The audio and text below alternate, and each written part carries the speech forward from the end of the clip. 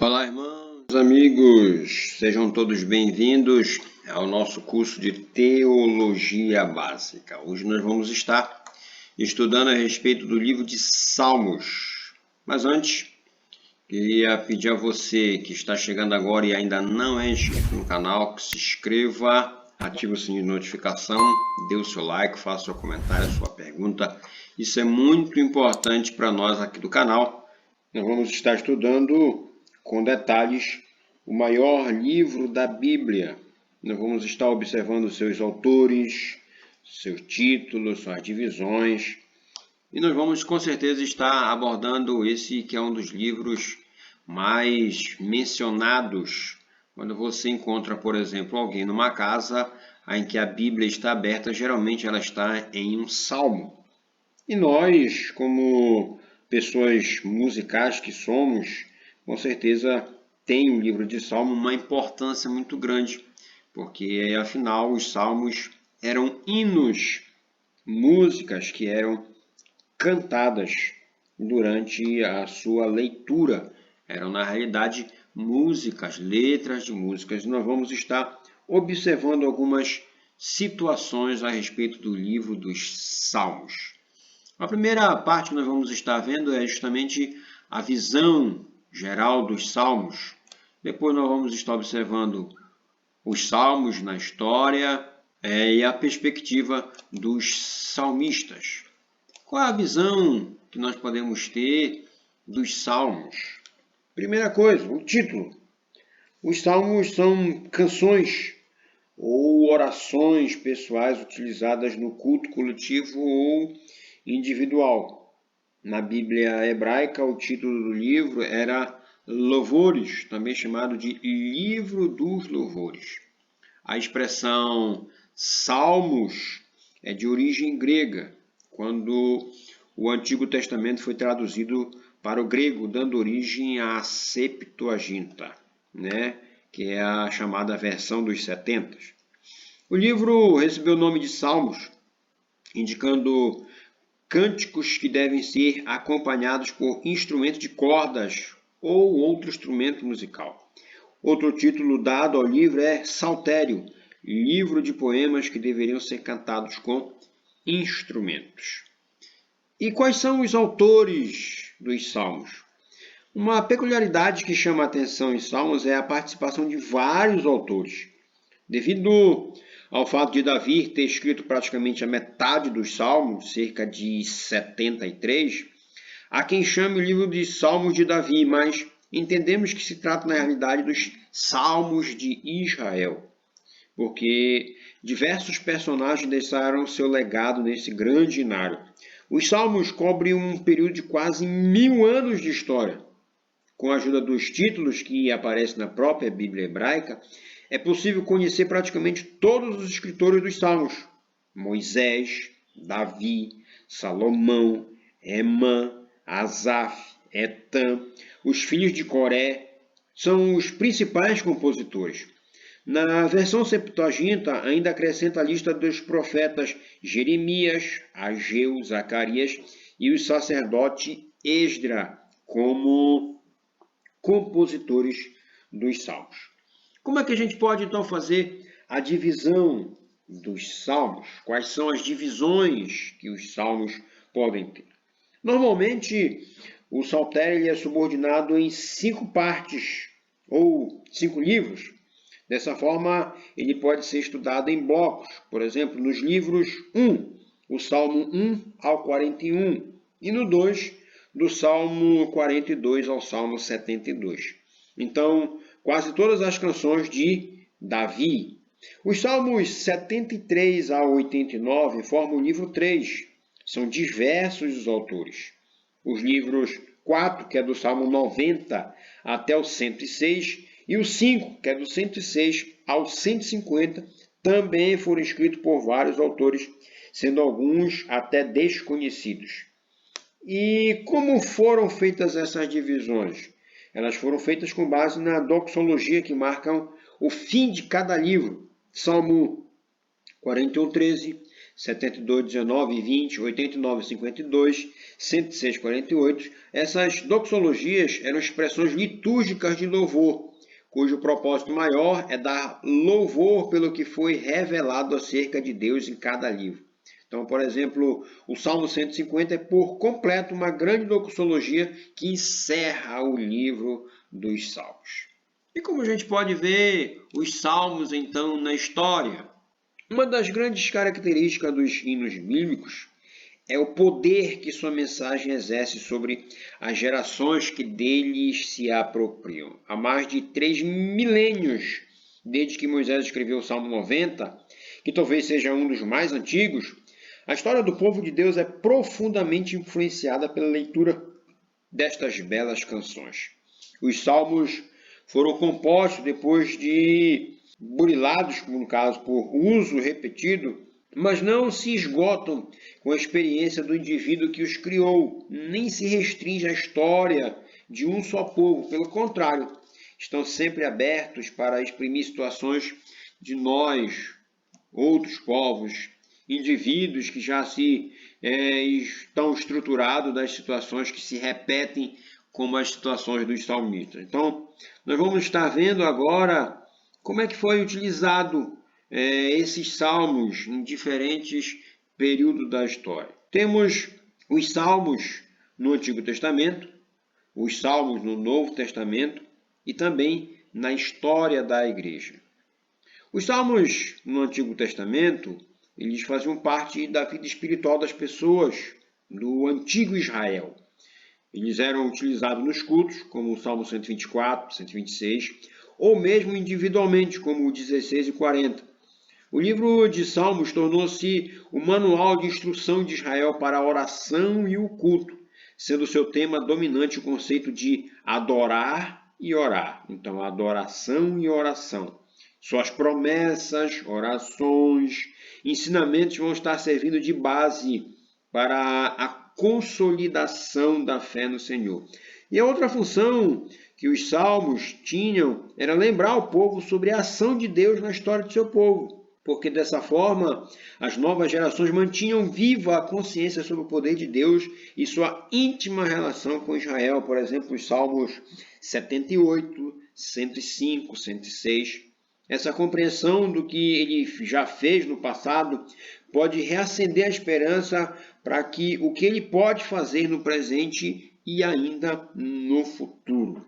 Então, esses salmos, eles emergiam da experiência que seus autores tinham com Deus, das situações cotidianas que eles enfrentavam. Enfim, um salmo ele era sempre resultado de uma explanação religiosa de algum aspecto da vida dos salmistas, fosse um louvor pelos grandes feitos de Deus ou fosse pela tristeza do povo no cativeiro, como no Salmo 137, verso 1, quando ele diz assim: junto aos rios da Babilônia, nós nos sentamos e choramos com saudades de Sião. A gente vai observar também, nos versículos 8 e 9, a cidade de Babilônia é destinada à destruição. Feliz aquele que lhe retribuir o mal que você nos fez. E como os salmos no Novo Testamento podem estar nos ensinando? É incrível quando a gente pode perceber como os escritores do Novo Testamento mencionam os salmos. Não é de surpreender que Salmos, justamente com Isaías, tenha sido o livro mais citado por Jesus e os seus apóstolos. Jesus não apenas citou os Salmos, Lucas 24, 44, por exemplo, mas cumpriu várias palavras proféticas que estavam contidas. Por exemplo, a gente pode comparar o Salmo 22, o verso 1, com Marcos 15, 34, o Salmo 41, 9, com João 13, 18, o Salmo 34, 20, com João 19, 33, só para estarmos exemplificando. E para os cristãos do Novo Testamento, os Salmos eram leitura imprescindível, porque revelavam que Jesus verdadeiramente era o Messias tão aguardado, o próprio Filho de Deus que vivia para salvar a humanidade de seus pecados, conforme a gente vê Atos 2, 25, 30 e 4, 25, 26. E qual a importância dos salmos na história da igreja? É provável que o Salmo seja o livro de Salmos, seja o livro bíblico mais lido em todo o tempo, hoje em dia principalmente. A sua linguagem prática e suas mensagens confortadoras servem de alento a todos que o leem. Na história do cristianismo não foi diferente. O livro sempre foi visto com muito apreço. Nomes importantes do cristianismo como Tertuliano, João Crisóstomo, Agostinho de Hipona mencionavam em seus escritos que salmos eram frequentemente lidos ou cantados nos cultos dos cristãos. Muitas igrejas cristãs criaram seus hinários ou utilizaram canções adaptando as mensagens dos salmos. E qual, então, o último item? As perspectivas ou a perspectiva dos salmistas quando estavam compondo os salmos. A gente pode ver que, principalmente, 3 características estavam sendo expressas quando os salmistas estavam compondo os salmos. A primeira delas é a gratidão, um dos sentimentos mais nobres que podemos demonstrar a Deus e ao próximo é a gratidão. Que nós vivemos numa época em que muitas pessoas só buscam a Deus interessadas em seus favores e bênçãos. E quando recebem essas bênçãos, esses favores, se esquecem de agradecer a Deus. Então, os salmistas, eles transmitem esse desejo de louvor a Deus por todos os seus grandes feitos. E aí a gente pode citar como exemplo o Salmo 100, 103, o verso 2, 105, o verso 1, o 106, o 117, como exemplos de gratidão. A segunda coisa que a gente pode ver nessa perspectiva dos salmistas era o lamento. Em alguns momentos nós vamos estar percebendo os salmistas se queixando de diversas situações que o afligem. O Salmo 6, 42, o 13. Uma leitura superficial pode nos levar a concluir que não confiavam em Deus, mas é justamente o oposto, porque eles confiavam plenamente no Senhor, que eles confidenciavam seus maiores dilemas, as lutas, as perdas e os medos que eles possuíam.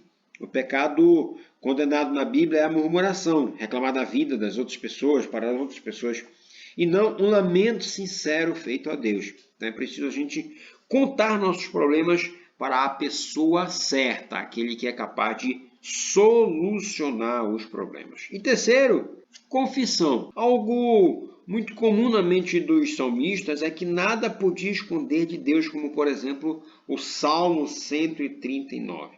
No entanto, só há possibilidade de ocorrer o perdão mediante palavras de confissão, que confessem a gravidade do pecado cometido, como por exemplo o Salmo 32, Salmo 51, o 130.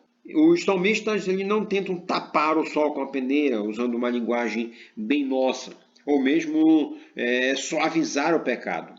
O pecado encoberto suga a paz e a vida daquele que o esconde. A gente pode conferir isso no Salmo 32, os versos 3 e 4. Temos um pregador chamado Samuel Chadwick, que diz o seguinte: a pior maldição que um povo pode sofrer é ter uma realidade movida à base de mera emoção e sensacionalismo. Então, a ausência de realidade espiritual já é trágica, mas o aumento da falsa espiritualidade é um pecado mortal. Os salmos, como expressões de fé do Antigo Testamento, eles vão estar apontando os elementos discursivos da vida religiosa que estavam presentes no desenvolvimento da vida espiritual do povo.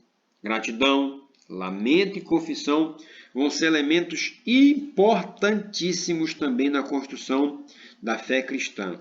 Porque em uma cultura que se tornou ou que tomou gosto pelas benesses divinas, a gratidão tem sido substituída pelos pedidos. Entronizar a Deus pelo que ele é, tem perdido espaço para buscar pelo favor divino, que na maioria das vezes precisa se concretizar em ações materiais de cunho financeiro. O lamento transformou-se em murmuração ou exigência do favor. É difícil ouvir o coração quebrantado que se conscientiza de sua miséria, que não se revolta, mas sucumbe diante da possibilidade da misericórdia divina. A confissão não é mais presente, porque se tem esquecido do pecado como a única coisa que nos separa de Deus. E resgatar e conservar esses valores, gratidão, lamento e confissão, é um grande desafio para a fé cristã nos nossos dias. Então a gente pode chegar à seguinte conclusão: será que há muita diferença entre as músicas bíblicas e algumas que cantamos hoje na igreja? É claro que, com o passar do tempo, as coisas mudam. Mas se observarmos cuidadosamente, veremos que os salmos e muitos louvores da atualidade diferem quanto à finalidade e principalmente a forma da composição. A intenção dos salmistas era única e exclusivamente adorar a Deus por meio de suas sinceras orações. Em um clima de inspiração e quebrantamento, eles escreveram essas canções. Infelizmente, em muitos casos, a ânsia por lucro e sucesso se torna a prioridade na composição de muitos louvores, tornando-os sem vida. E Deus está à procura de verdadeiros adoradores, de pessoas que façam uma oração e dessa oração uma bela canção. Só é possível tocar o céu com músicas que nascem de um coração totalmente rendido ao senhorio do Senhor. Pensemos nisso. Adore a Deus em todo o tempo. Deus nos dá as maiores vitórias enquanto louvamos. Apesar da separação que muitas das vezes a gente sente, Deus está sempre presente conosco. Deus abençoe você, sua família, seu lar, em nome de Jesus.